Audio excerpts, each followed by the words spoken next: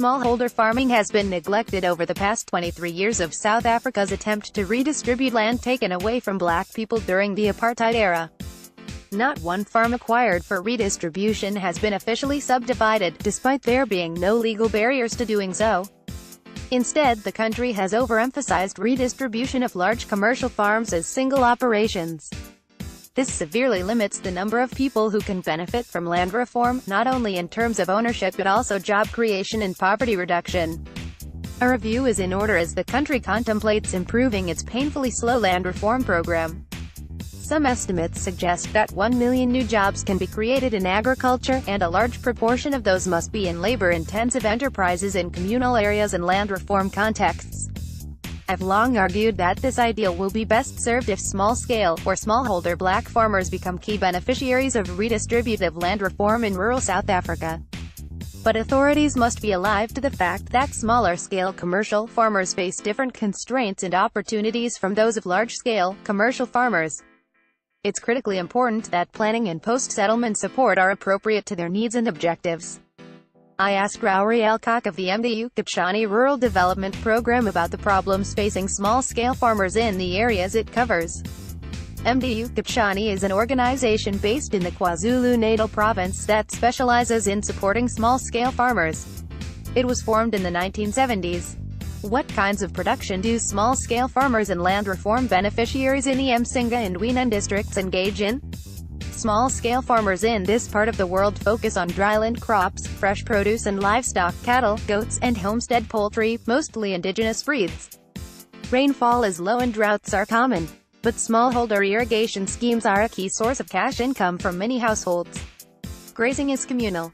What problems do these farmers experience?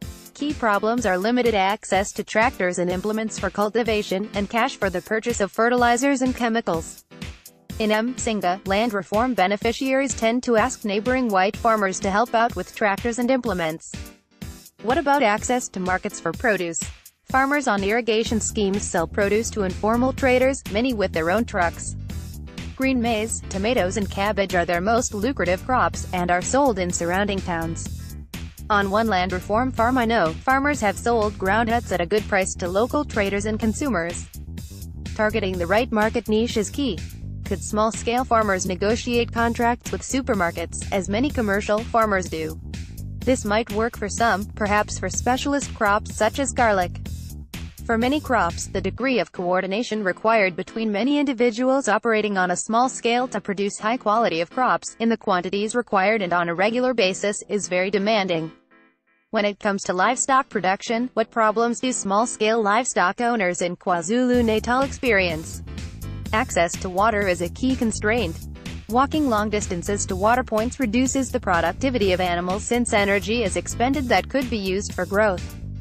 Large areas of the province are not being grazed because there's a shortage of small dams.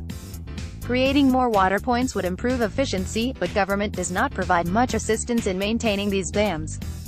This problem is exacerbated by a farming system in which animals are kraaled. Animals must return to the homestead every night. But KwaZulu-Natal experiences much higher levels of stock theft. The kraal also plays a significant role in social and cultural life in the province's rural communities, as it is the site of different ceremonies in which members of the household communicate with the ancestors. Is the fact that livestock share access to communal grazing a constraint? It is not clear that creating exclusive grazing areas would necessarily be a solution. Determining the maximum number of animals that an area of grazing can sustainably support, known as its carrying capacity, is difficult when rainfall is uncertain and droughts are common. In trying to support small-scale farmers, we must take the farming and livelihood system as a whole into account. But few planners and extension staff are currently able to do so. Is lack of markets for livestock a serious constraint? No, there are active local markets for both cattle and goats, particularly for ceremonial uses. But sales can be increased through organizing auctions and sales points, which in our case has seen rapidly increasing prices as outsiders arrive to bid for animals. The major constraint on livestock production is not the market, but productivity, and problems of nutrition and disease. We have seen significant improvements in our goat project through providing feeding areas in the kraal that only mothers and their kids can gain access to, with blocks of supplementary feed provided in these areas. Local youth earn money for themselves by making feed blocks for sale to farmers. Is government doing enough to help smallholder farmers on land reform projects and in communal areas?